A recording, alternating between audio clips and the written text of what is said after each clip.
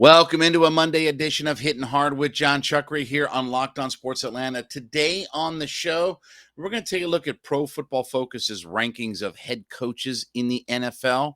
More clarity as to why the Falcons roster is in the shape that it's in. And it was a good weekend for the Atlanta Braves. Need to keep that foot on the gas and keep it going. All that, it's Hittin Hard with Jon Chuckery on Locked On Sports Atlanta. This is Hittin' Hard with Jon Chuckery, part of Locked On Sports Atlanta. And it starts now.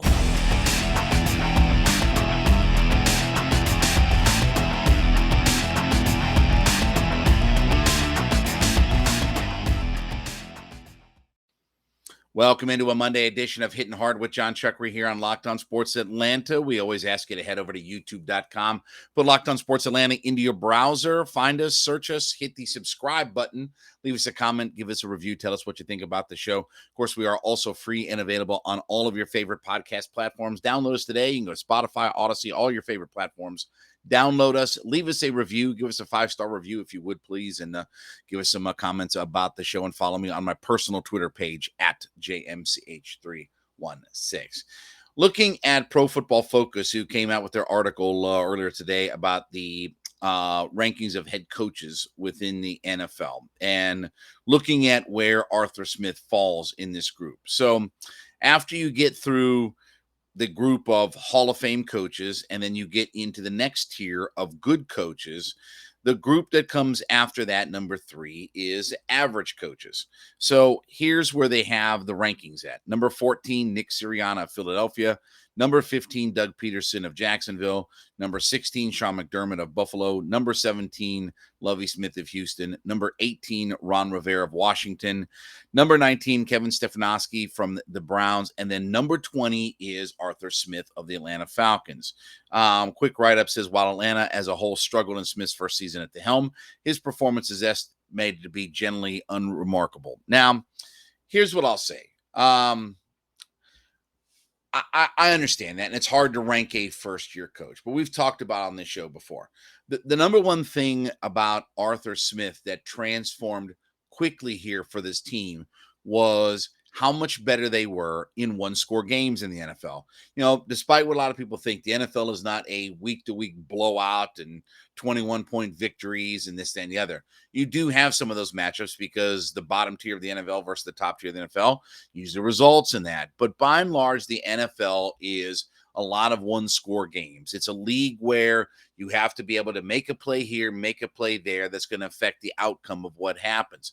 Even make a kick here or this, that, and the other. It's why I'm glad we have a guy like Younghoe Koo, because guys like that can really influence the direction of your wins as a football team.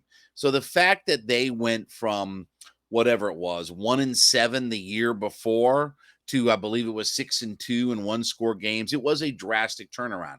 So I feel a lot better about the direction of it, just even in that alone. Just knowing that with a roster that honestly was worse year over year than what, Smith, look at what Arthur Smith inherited. That roster was most likely worse than it was in Dan's final year here. The fact that they found a way to win a few games that maybe they should, maybe they shouldn't have, but they turned around their one-score victories. And I think as they build this roster, that they can build off of that kind of momentum. Doesn't mean the Falcons are going to be a good team this year. And we talked about this literally just a couple weeks ago. You look at Arthur Smith's record, what's going to be in his first couple of years, it's going to be hard to go out and say, well, he's a really good coach or this and the other.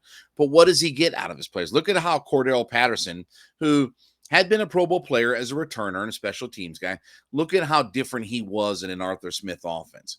And where I think obviously Arthur Smith is going to make his bones is what he does eventually with the quarterback position. Can he make either Marcus Mariota or get Desmond Ridder to become, a star caliber quarterback?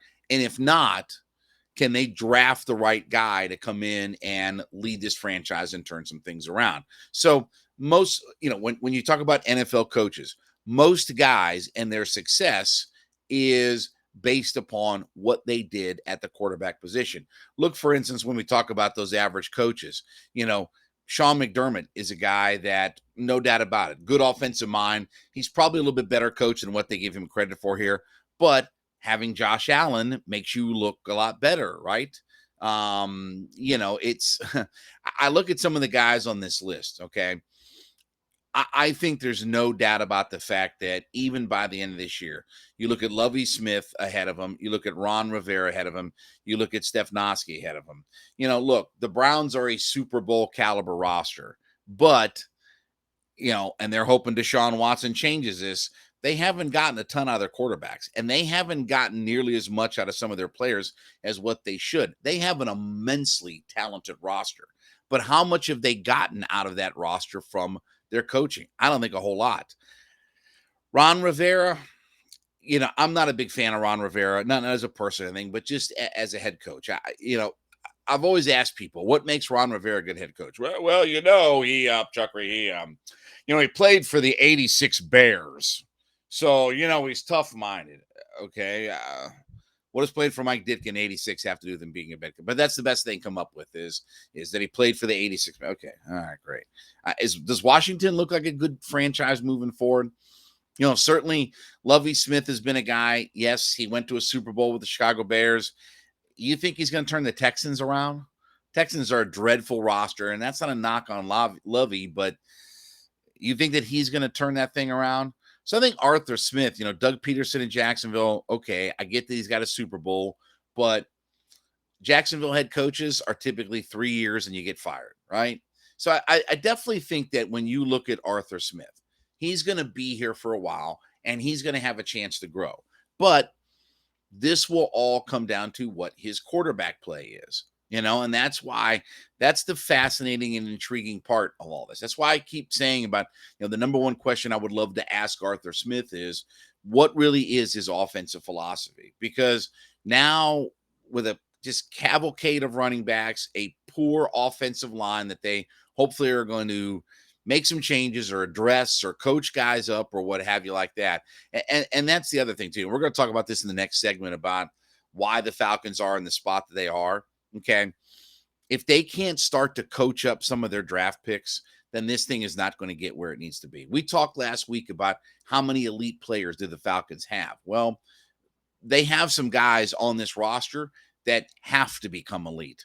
That not can they or will they have to become elite. You have to have Ebiketie and Drake London become elite caliber players. And so I think Arthur Smith is probably about where he's supposed to be right now on these rankings.